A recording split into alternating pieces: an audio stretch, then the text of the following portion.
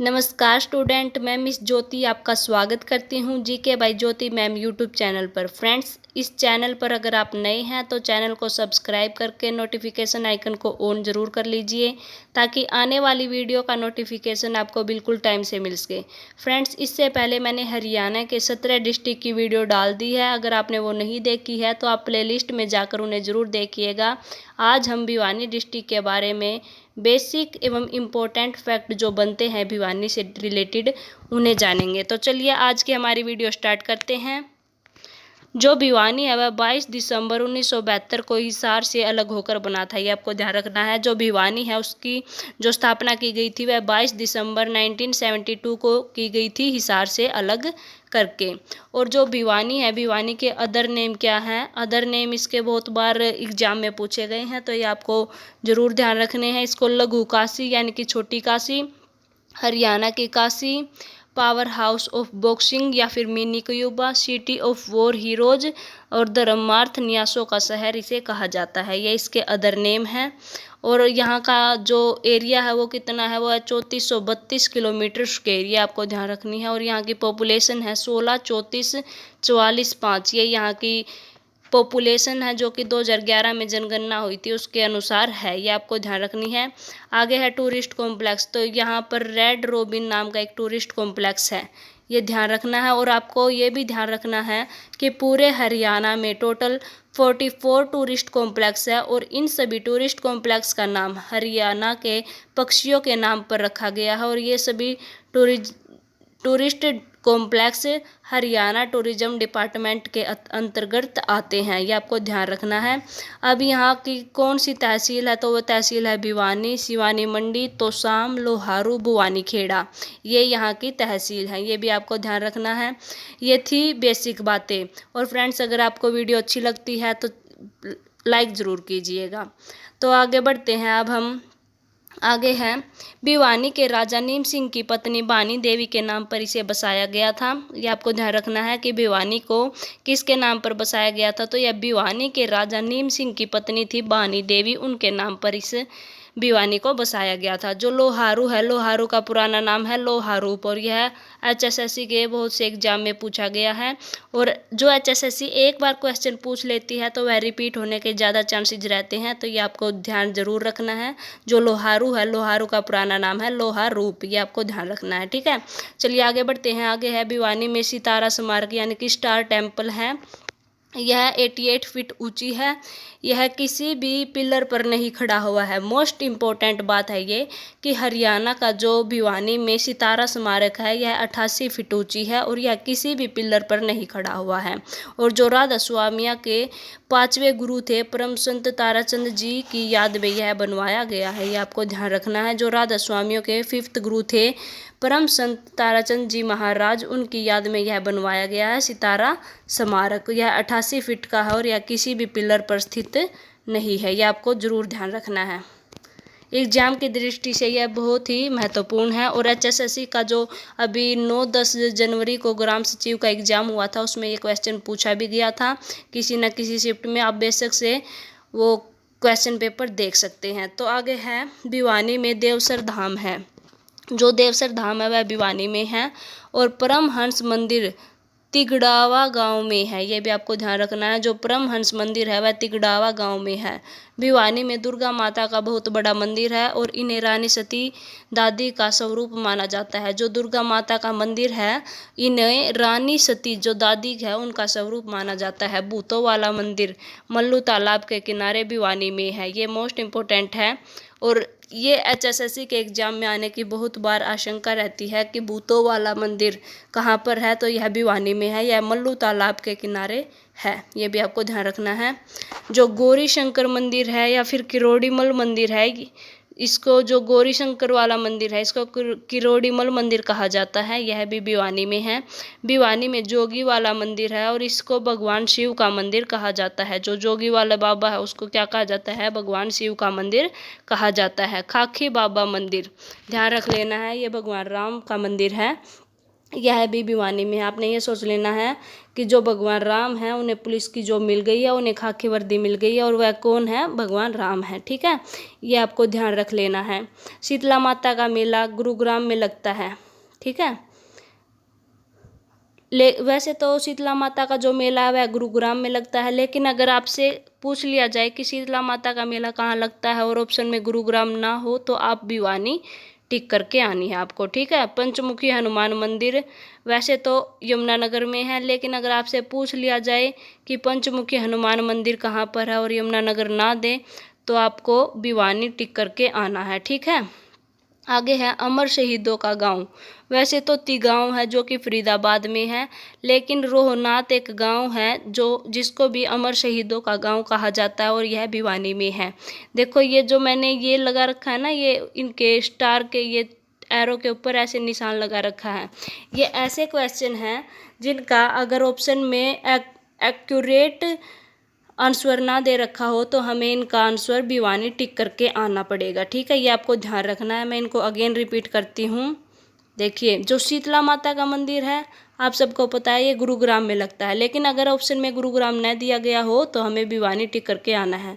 जो पंचमुखी हनुमान मंदिर है यह वैसे तो यमुनानगर में है, लेकिन अगर ऑप्शन में यमुनानगर ना हो तो हमें भिवानी पर टिक करके आना है। और जो अमर शहीदों का गाँव है वैसे तो ये तिगांव है फरीदाबाद में, लेकिन अगर तिगांव ऑप्शन में ना हो तो हमें रोहनाथ पर टिक करके आना है जो कि भिवानी जिले का गाँव है। ठीक है, ये आपको ध्यान रखने हैं तीनों क्वेश्चन। ठीक है, चलिए आगे बढ़ते हैं। आगे है चौधरी बंसी लाल, जिनका जन्म गोलागढ़ गांव में हुआ था। इन्हें हरियाणा का लौह पुरुष एवं विकास पुरुष कहा जाता है। इनका जो जन्म है वह भिवानी के गोलागढ़ गांव में हुआ था, ये आपको ध्यान रखना है। और ये हरियाणा के हर एक घर में 29 नवंबर 1970 तक बिजली पहुंचाने का इन्होंने लक्ष्य रखा था जो चौधरी बंसी लाल जी ने। और 1991 में हरियाणा विकास पार्टी का गठन किया था, जिसका चुनाव चिन्ह लड़का एवं लड़की था। और ये देश के रक्षा मंत्री 1975 में, परिवहन मंत्री 1984 में, रेल मंत्री 1985 में रह चुके हैं। और भिवानी में इनके नाम पर नहर भी है, ये भी आपको ध्यान रखना है। चौधरी बंसी लाल मोस्ट इम्पोर्टेंट है, इनसे रिलेटेड ये बातें आपको ध्यान रखनी है। आगे बढ़ते हैं। आगे है बनारसी दास गुप्ता, यह 1977 में हरियाणा के पूर्व सीएम रह चुके हैं, ये भी भिवानी से हैं। चौधरी बंसी लाल यूनिवर्सिटी 2014 में बनी थी, यह भिवानी में है। भिवानी के केरू गांव में चिंकारा प्रजनन केंद्र है। जो चिंकारा प्रजनन केंद्र है वह केरू गांव में है जो कि भिवानी जिले का गांव है, ये आपको ध्यान रखना है। आगे है तोशाम में डाडम की पहाड़ियाँ है और इन्हीं को तोशाम की पहाड़ियाँ कहा जाता है।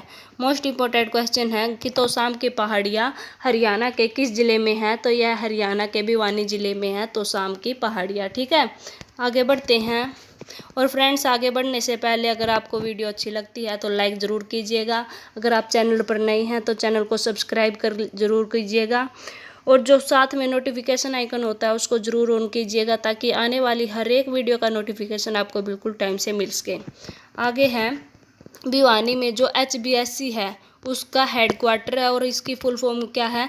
Haryana board of secondary education, ये इसकी फुल फॉर्म है। क्या इसकी full form? Haryana board of secondary education, ये इसकी फुल फॉर्म है। और जो HBSC की स्थापना है यह 1969 में चंडीगढ़ में की गई थी, परंतु 1981 में इस यह भिवानी में शिफ्ट कर दिया गया है। ये HSSC ने ये क्वेश्चन पूछा है, इसलिए ये मोस्ट इंपॉर्टेंट क्वेश्चन हो जाता है कि HBSC की स्थापना स्टार्टिंग में कहाँ की गई थी? वह स्टार्टिंग में 1969 में चंडीगढ़ में की गई थी, परंतु जनवरी 1981 में इसको भिवानी में शिफ्ट कर दिया गया। और अभी वर्तमान में जो HBSC है इसके चेयरमैन है वो है जगबीर सिंह, ये आपको ध्यान रखना है। ठीक है, बहुत से बच्चे HSSC और HBSC में कंफ्यूज हो जाते हैं, और ये क्वेश्चन आया था एक बार HBSC का चेयरमैन कौन है, तो ये थे जगबीर सिंह, और बहुत से बच्चों ने भारत भूषण भारती कर दिया था, तो इसमें आपको कंफ्यूज नहीं होना है। ठीक है, आगे है भिवानी में टेक्सटाइल इंस्टीट्यूट है। और फ्रेंड्स, जब मैंने आपको सबसे पहला डिस्ट्रिक्ट करवाया था पानीपत, वहाँ पर मैंने ये आपको बताया था कि जो टेक्सटाइल इंस्टीट्यूट है वो भिवानी में है, लेकिन जो हथकरघा कहा जाता है वो पानीपत को कहा जाता है। या मैंने आपको जो पहली वीडियो करवाई थी हरियाणा के जो ज़िले करवाए थे उसमें पानीपत डिस्ट्रिक्ट करवाया था, जब आपको मैंने बताया था। भिवानी में मिनी जू है, ये भी आपको ध्यान रखना है। हड़प्पा संस्कृति का स्थल मिताथल भिवानी में है।